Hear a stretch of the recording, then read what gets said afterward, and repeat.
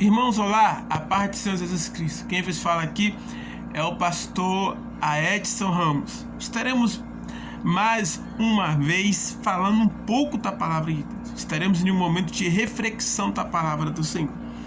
E antes de nós começarmos um pouco sobre o estudo que estarei falando aqui, a ministração que estarei falando, eu quero orar por você, pela sua mente, pelo seu lar, pela sua família e pela sua casa, em nome de Jesus. Vamos orar ao Senhor?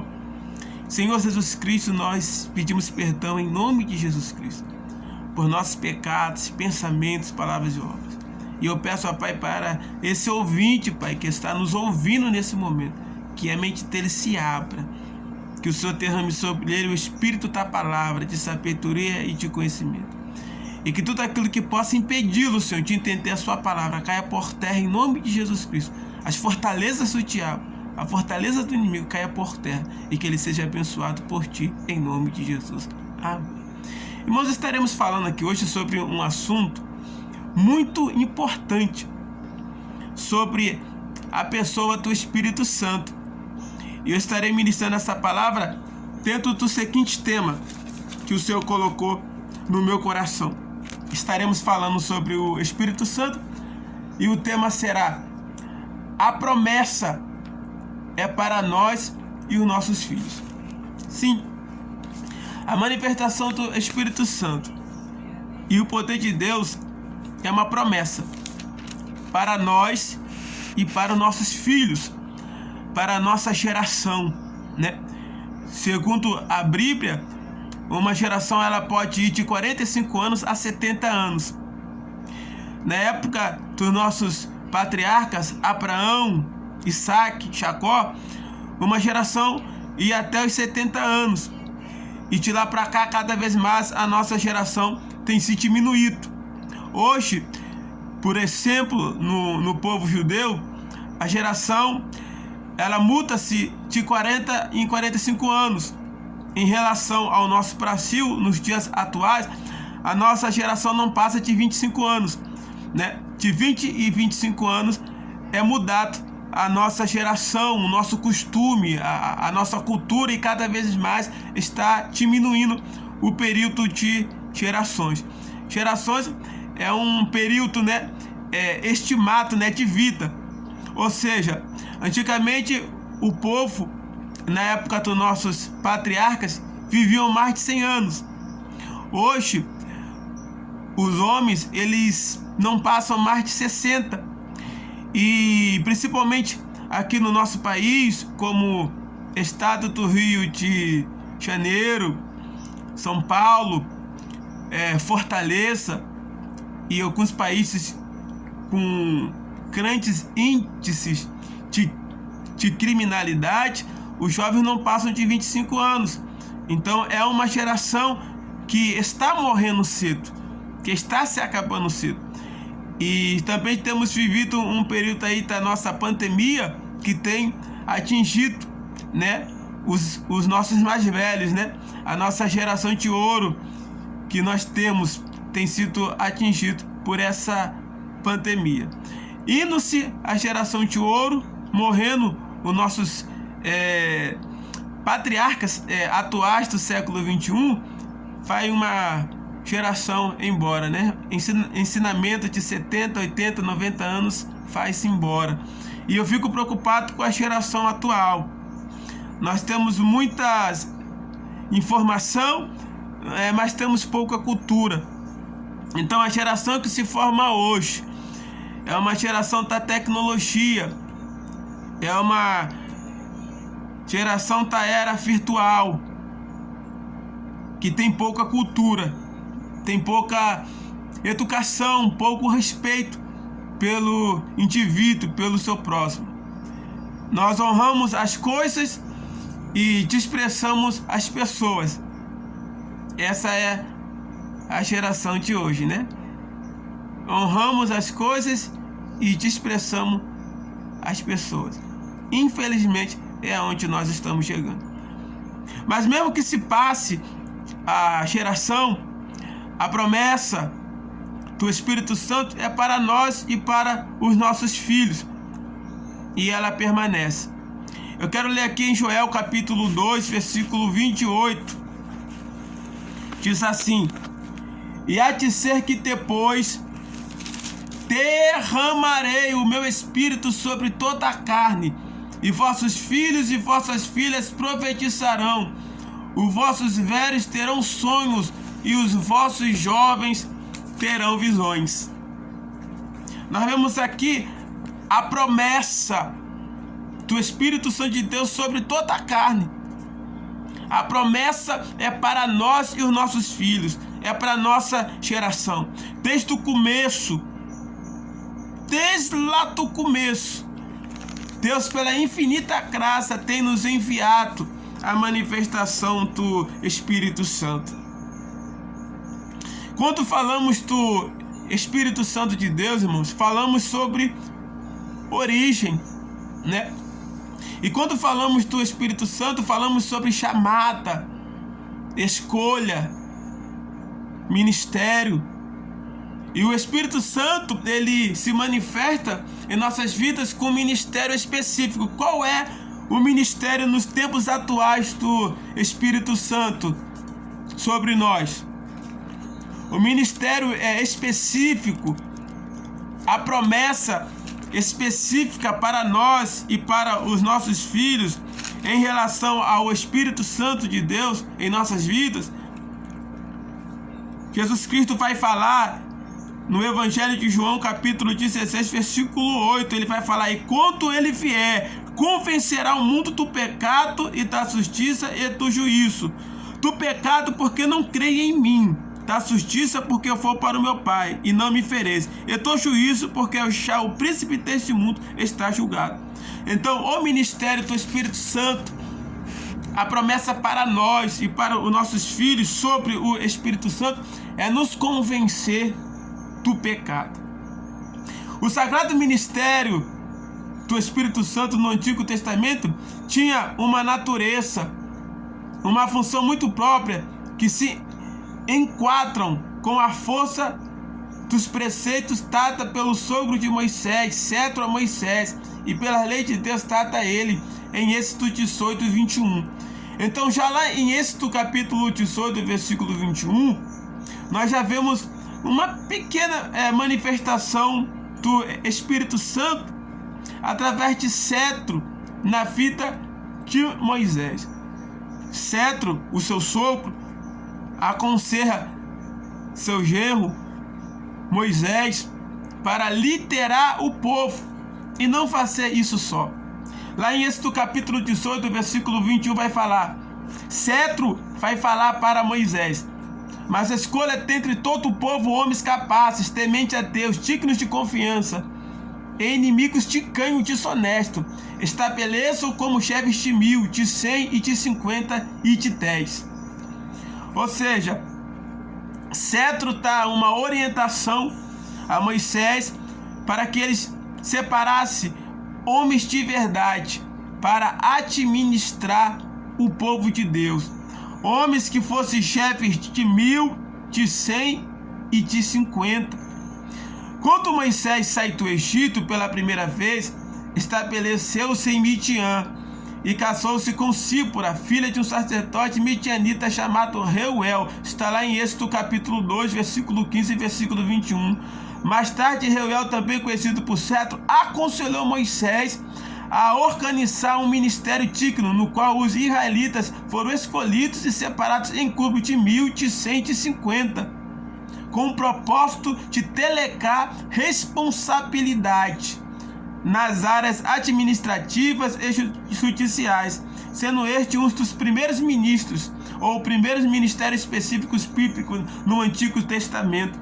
Então, seja, o sogro de Moisés, Cetro, lhe dá um conselho e lhe impõe 4 itens de qualificação de líderes para o ministério do Espírito Santo, da liderança por meio do povo de Israel.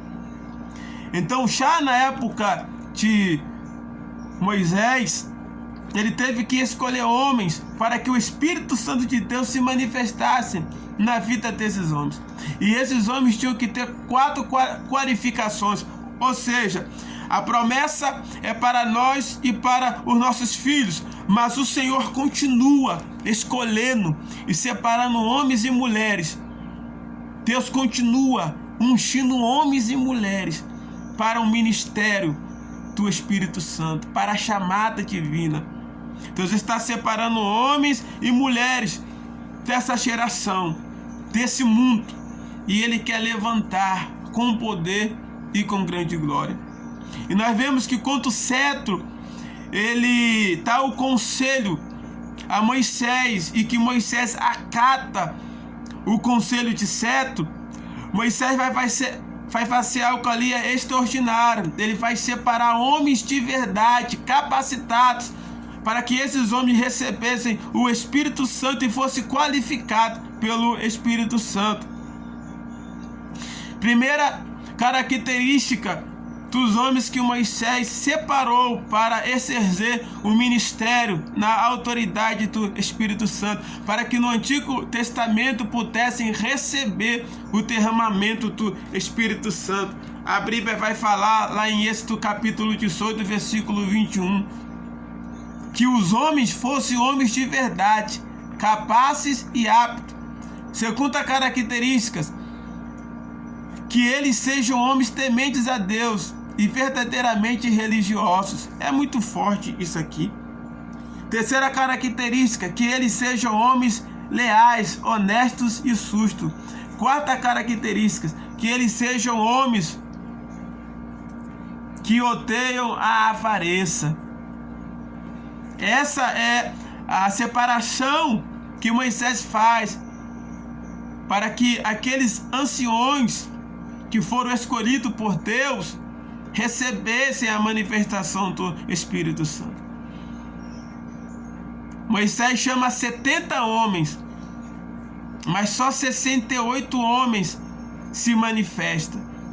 E os dois últimos homens que voltavam, que não se apresentaram a Moisés, foram pegos na sua tribo e foram cheios do Espírito Santo.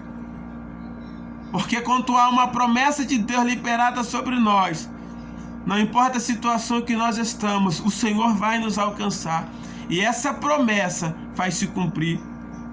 Com a vinda de Jesus Cristo a esse mundo, e a inauguração da nova aliança, ou do Novo Testamento, o Sagrado Ministério ganhou tanto uma natureza como uma nova dimensão. O apóstolo Paulo menciona sobre isto em 2 Coríntios capítulo 3, versículo 6 a 11. Então nós vemos que desde o começo ao fim, Deus tem separado homens para cumprir neles a promessa do Espírito Santo. Nós vemos aqui essa promessa que nos é ministrada pelo profeta Joel, fala-nos de 3 categorias. Nós vemos que no Antigo Testamento Moisés separa homens, mas aqui nós vemos através do profeta Deus separando pessoas para o derramamento do Espírito Santo, para a manifestação do seu poder. Nós vemos aqui Deus fazendo a promessa para nós e para nossos filhos, para a nossa geração. Nós vemos aqui, e vossos filhos e vossas filhas profetizarão.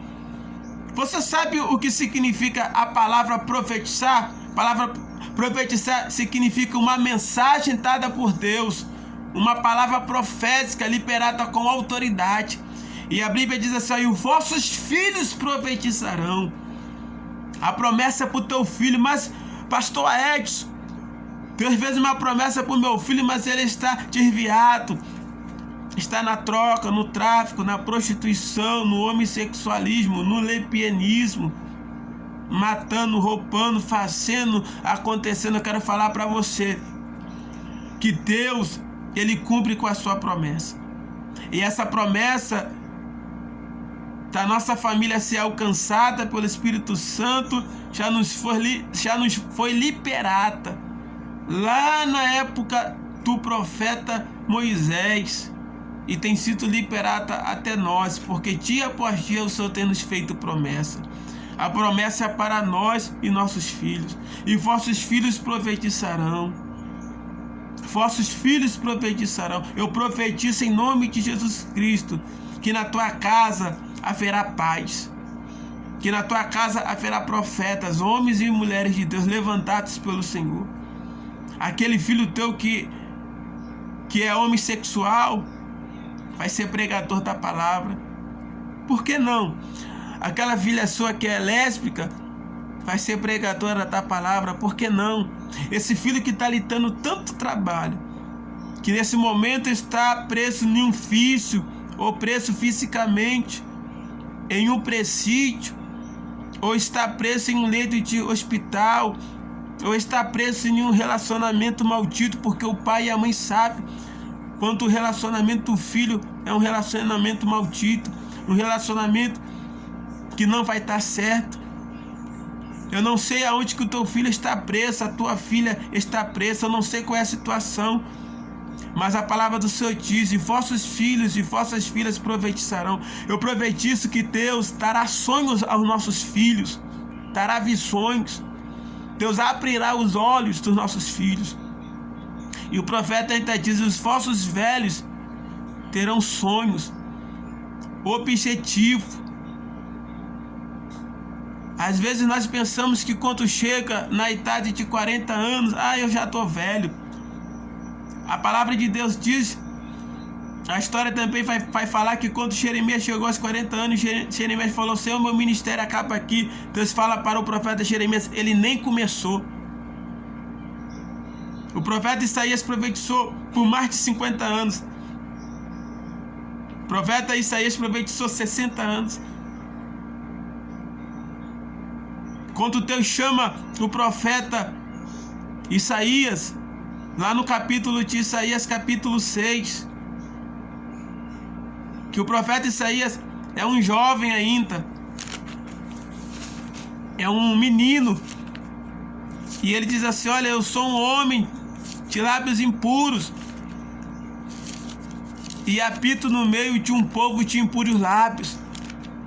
Deus não rejeitou o profeta Isaías por ser novo, mas a Bíblia diz que um anjo veio até o profeta Isaías e o tocou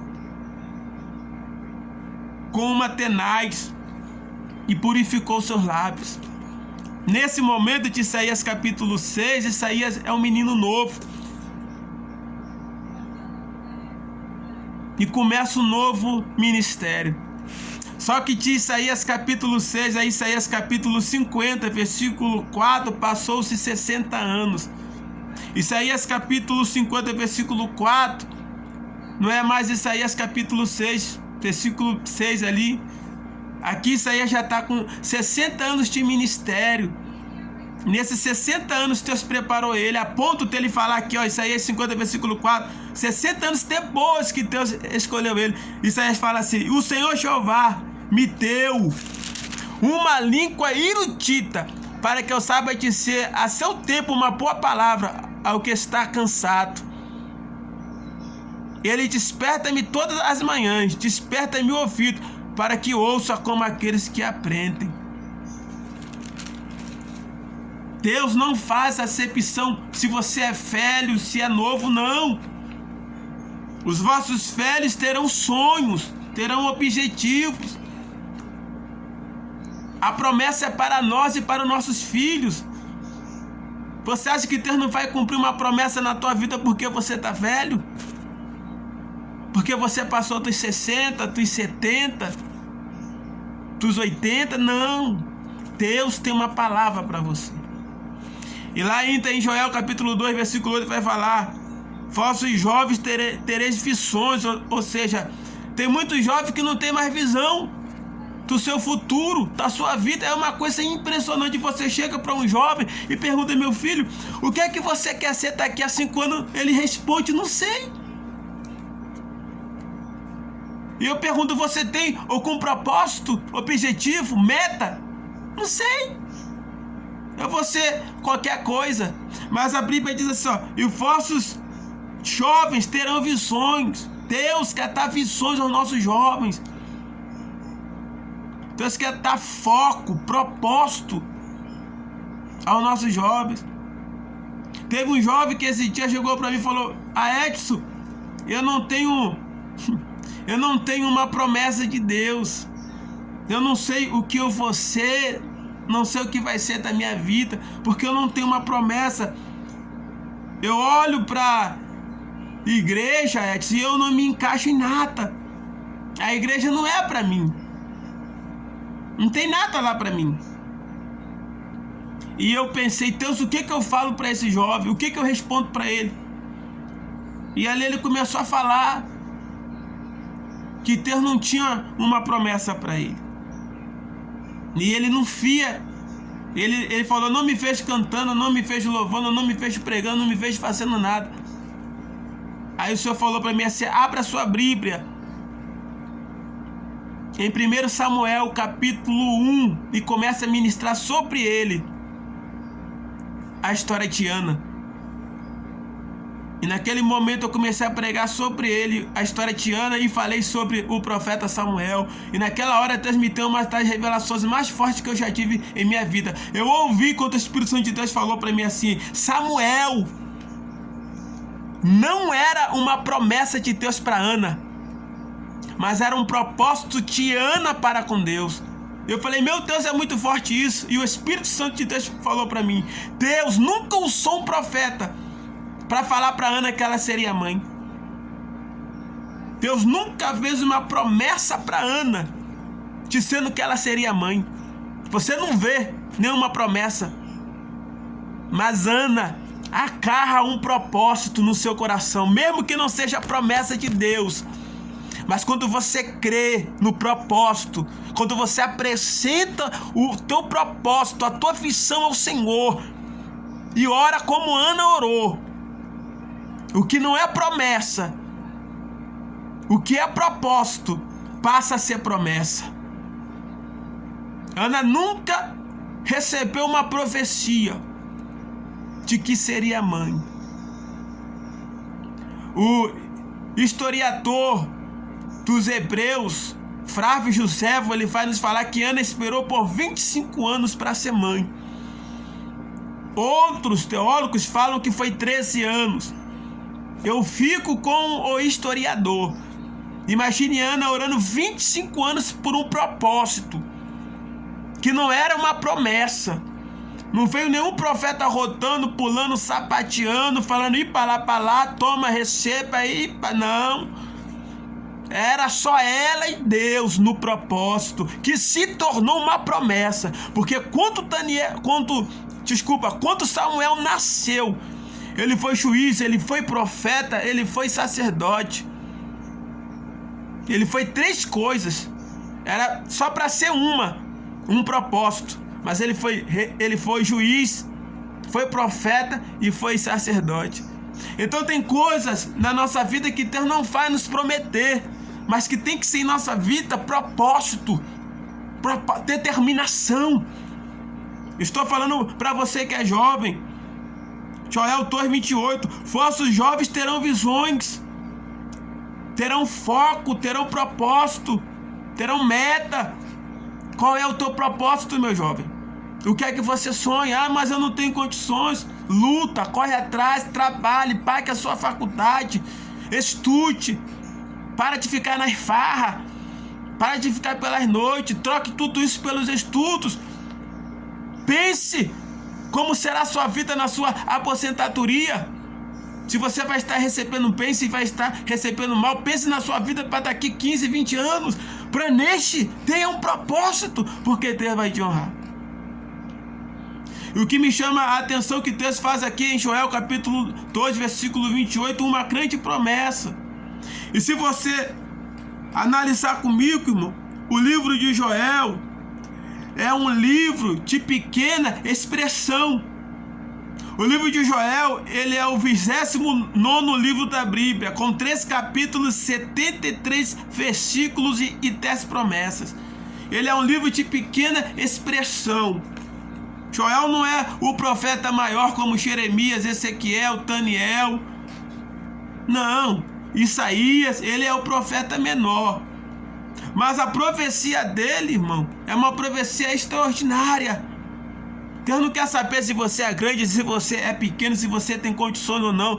A promessa é para nós e para os nossos filhos. Receba em nome do Senhor Jesus. Joel vai profetizar aqui aproximadamente 743 anos antes de Cristo sobre o derramamento do Espírito Santo, que o Senhor derramaria sobre os filhos, sobre os velhos e sobre os jovens. 3 categorias de pessoas que precisam de ânimo, de força e de poder de Deus. E depois de 743 anos dessa profecia, ela se cumpre lá em Atos capítulo 2, do versículo 1 em diante. Lá no dia de Pentecostes, onde há o derramamento do Espírito Santo.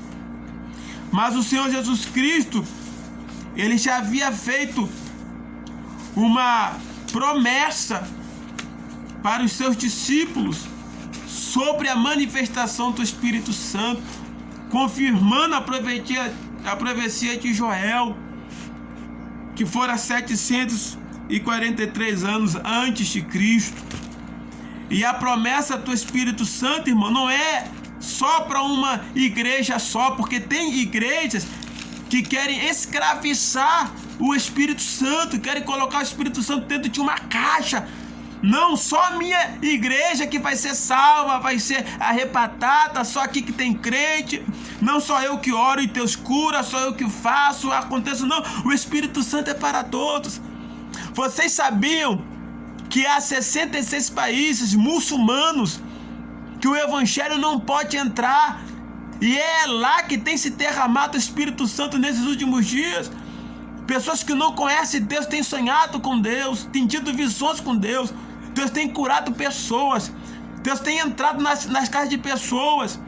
Pessoas que servem ao iranismo, budismo, são muçulmanos, que aonde o Evangelho, se for pregado, matam pastor, esquartejam, torturam.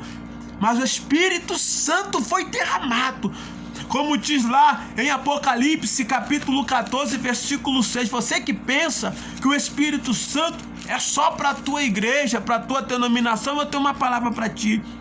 Apocalipse capítulo 4, versículo 6.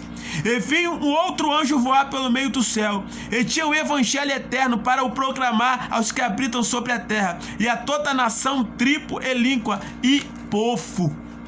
A Bíblia diz que aquele que invocar o nome do Senhor será salvo. Romanos capítulo 10, versículo 17. Ah, mas Deus não está na vida daquele irmão porque ele fuma, porque ele bebe, porque ele tatua, porque ele se prostitui, porque ele é macumbeiro, ele é espírita. Meu irmão, o Espírito Santo pega você aonde você está.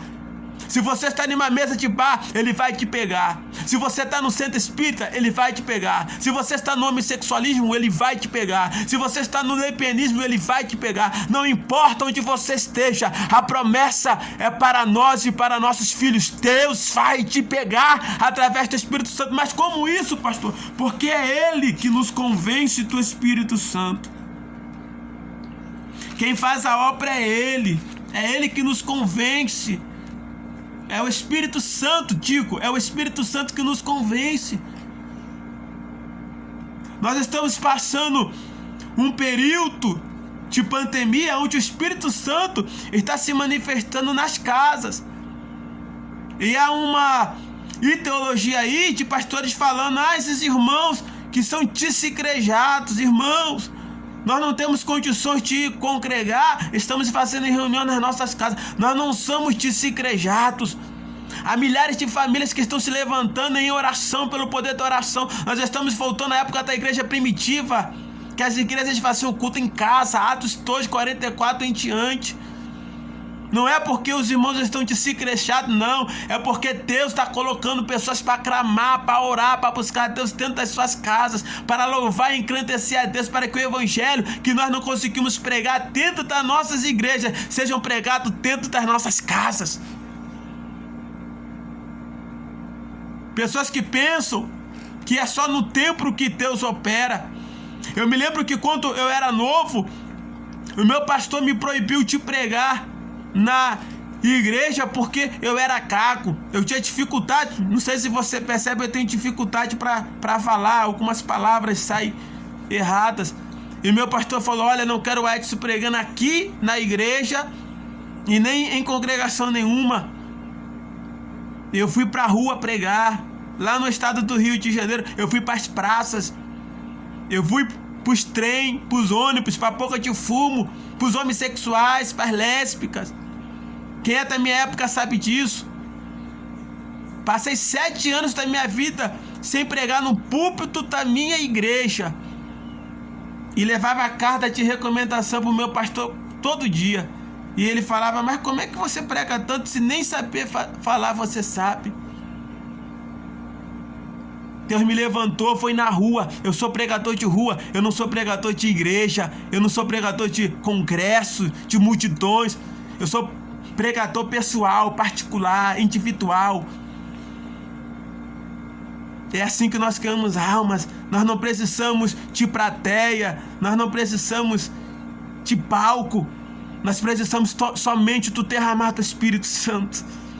Precisamos somente da graça de Deus para que almas sejam tocadas pelo poder da palavra. Então nós vemos aqui que a promessa é para nós e para os nossos filhos. A manifestação do Espírito Santo veio para ficar com os seguidores do Senhor Jesus Cristo para sempre. Está em João capítulo 14, versículo 6. E disse-lhe Jesus: eu sou o caminho, a verdade e a vida, e ninguém vem ao Pai a não ser por mim. Essa promessa veio para ficar com os seguidores do Senhor Jesus Cristo. A promessa é para nós e para nossos filhos. Não pode vir sobre os filhos do mundo ou sobre os não seguidores do Senhor Jesus. Tais pessoas podem até ter uma manifestação do Espírito Santo, como curas e milagres, visões e revelações. Eu quero falar para você nesse momento que há pessoas que não vivem a manifestação do Espírito Santo por completo, mas elas serão tocadas por Deus, porque a promessa é para nós e para nossos filhos. É o Espírito Santo que vai trabalhar, é o Espírito Santo que vai agir. Eu terei que terminar esse vídeo por aqui, mas eu estarei dando continuidade. Essa vai ser a nossa primeira parte. A promessa é para nós e para nossos filhos, porque o minuto ali, irmão, já está correndo, já estamos aí em 32 minutos. Vamos agradecer a Deus por essa palavra, mas eu prometo que estarei vindo com a segunda parte dessa palavra. A promessa é para nós e para nossos filhos. Aqui quem vos fala é o pastor Edson Ramos, e que Deus em Cristo vos abençoe. Espere pela segunda parte desse vídeo, porque Deus vai tremer a terra. Deus te abençoe em nome de Jesus, amém.